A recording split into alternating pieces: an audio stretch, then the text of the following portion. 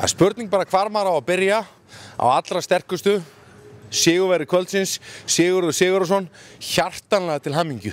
Þakka fyrir. Sko, byrjum bara á hrossinu, hvaða meira er þetta? Hún heitir Arna frá Skipaskaga og eigandi Jón Árnason og frú. Veit ég hvað að segja meira? Hvað eru þið búin að fylgjast lengi að? Ég er búin að vera með hana síðan rétt fyrir áramót, já, í desember byrjun. Og gengið greinilega gríðarlega vel. Já, það er búið að ganga bara vel. Er þetta fyrsta keppni sem þið komið fram saman í? Já, fyrsta keppni.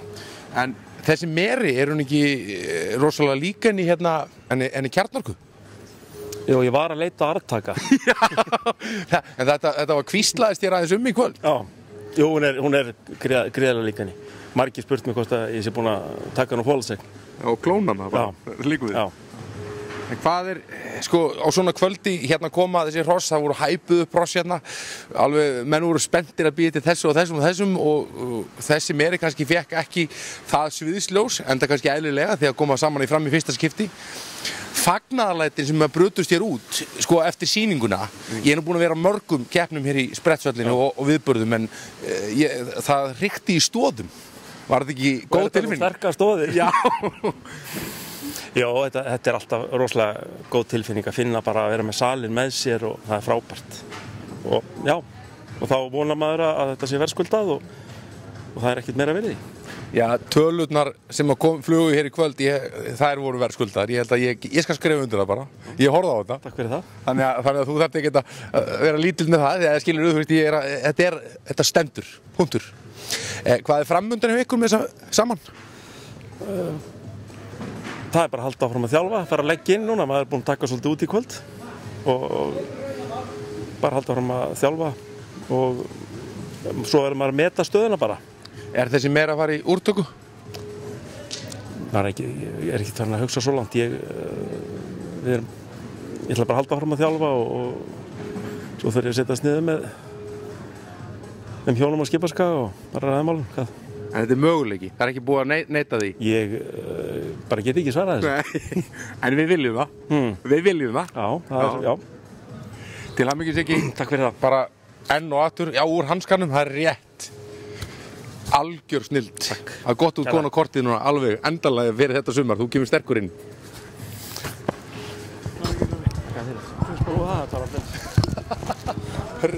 Glæsilegt. Takk. Við erum komið með formann landsliðsnefndar LH, Pétur, til hamingju með frábært kvöld, allra sterkustu. Takk fyrir það, ég er alveg í skýjunum með þetta kvöld. Þetta fór fram úr björtustu vonum.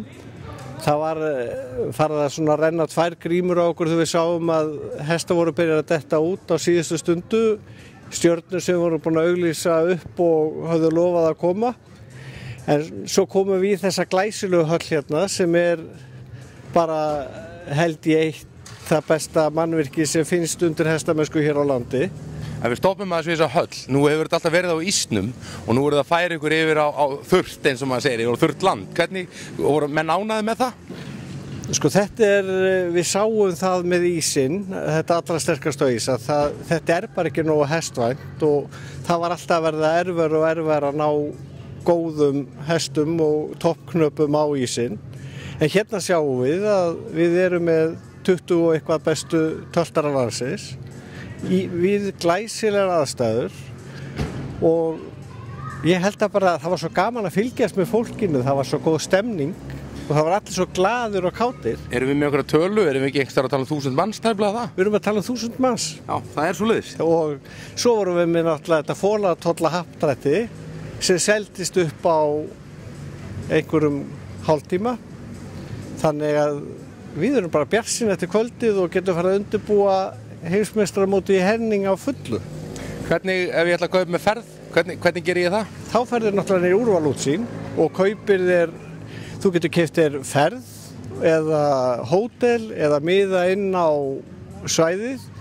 Úrvalútsýn, það eru með besta svæðið, búin að taka frá stúkurnar og bestu hótelin. Þar verður stuðið, þar er alltaf fólki að skemmta sér á kvöldin og koma og hvetja okkur á vellinum.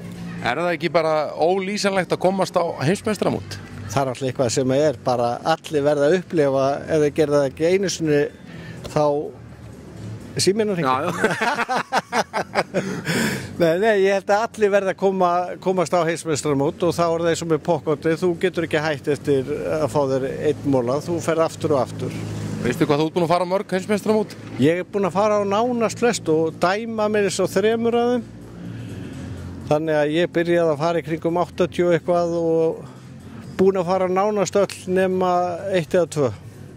Þannig að þú ert ánægður með kvöldið og það bara skella sér til herning og ekkert vesen, bara klart. Sko, fólk á náttúrulega að bóka strax á morgun ferð til herning með úrval útsýn og það gefur líka landsliðinu, þeir styðja svo mikið við bakið á okkur, við fáum pínulitla krónu að hverju ferð og með öllum þessu styrktaraðilum og öllu þessu fólki sem búin að leggja hönd á plóginn, þá komum við mjög sterku liði út, þannig að fólk getur tekið bylgju og klappa þegar við tökum við heimsmeistaratitlunum.